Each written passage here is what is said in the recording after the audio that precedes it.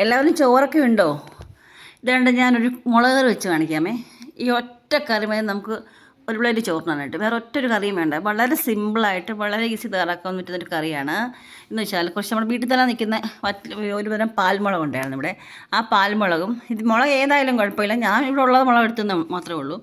പിന്നെ കുറച്ച് ചുവന്നുള്ളി, പിന്നെന്താ കുറച്ച് മാളംപുളി, പിന്നെ കുറച്ച് കായപ്പൊടി, ഉലുവപ്പൊടി, വേറെ ഒന്നും വേണ്ട.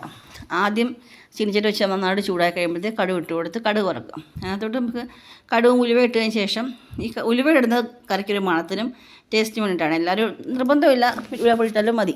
ഞാൻ ഉലുവ എല്ലാത്തിനും വെച്ചിട്ട് ഇടും, എനിക്ക് അത് ഇഷ്ടമായതുകൊണ്ടേ. പിന്നെ അവിടെ കടുക് വറക്കാനുള്ള വറ്റൽമുളകും കറിവേപ്പില ഇട്ട് അത് മൂത്ത് കഴിയുമ്പോഴത്തേക്ക് നമ്മുടെ ചുവന്നുള്ളി, കുഞ്ഞായിട്ട് ചുവന്നുള്ളി ഇട്ട് നന്നായിട്ട് വാടണം. നന്നായിട്ടൊന്ന് ഒരുവിധം അങ്ങനെ ഒത്തിരി അങ്ങ് വാടണമെന്നില്ല, ഒരുവിധം ഒന്ന് വാടി കഴിയുമ്പോഴത്തേക്ക് നമ്മൾ തയ്യാറാക്കി വെച്ചിരിക്കുന്ന മുളക് എടുത്ത് ഇട്ട് കൊടുക്കുക. ഈ മുളകും ഉള്ളിയുടെ കിടന്ന് കുറച്ച് നേരം നന്നായിട്ടത് വാടി വരണം. ഉള്ളി അങ്ങ് നല്ല ബ്രൗൺ നിറാവുകയും വേണം, മുളക് നന്നായിട്ട് വാടുകയും വേണം. ഒത്തിരി അങ്ങ് ഉണങ്ങിപ്പോകേണ്ട ആവശ്യമില്ല, നന്നായിട്ട് വാടിയാൽ മതി. ഇത് കുറച്ച് നേരം അവിടെ കിടന്ന് നമ്മളിനി നന്നായിട്ട് ഇളക്കി കൊടുത്ത് കണ്ടാണ്ട് ഇപ്പോൾ പച്ച ആയിട്ടിരിക്കുന്നേ ഉള്ളൂ. നമ്മൾ ഇച്ചിരി കൂടെ കഴിയുമ്പോഴത്തേക്ക് നല്ലൊരു ഗോൾഡൻ ബ്രൗൺ നിറം വരണം ആ ചുവന്നുള്ളിക്ക്. അങ്ങനെ ആകുമ്പോഴത്തേക്ക് വേണം അപ്പോഴത്തേക്ക് നമ്മുടെ വാളംപുളി എന്ത് വേണം, നമ്മൾ പിഴിഞ്ഞ് വെക്കണം.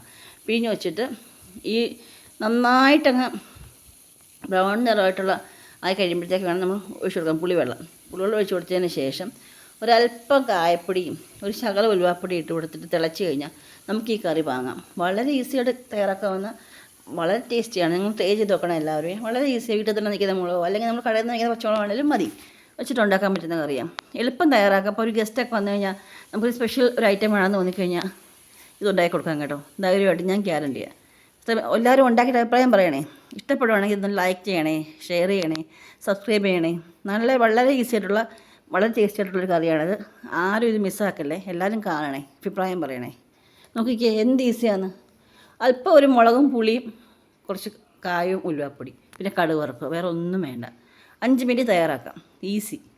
ഈ മുളക് നമ്മൾ എടുക്കുമ്പോൾ അതിൻ്റെ തണ്ടോട് തന്നെ എടുക്കാം, പക്ഷേ അത് ചെറിയൊരു വര കൊടുക്കണം. അപ്പോൾ അത് കറക്റ്റായിട്ട് ഉപ്പും പുളിയൊക്കെ അകത്ത് പിടിക്കും, അപ്പോൾ നല്ല ടേസ്റ്റ് ആയിരിക്കും. ഇനി നമുക്ക് വേറെ പ്രത്യേകിച്ച് പണിയൊന്നുമില്ല.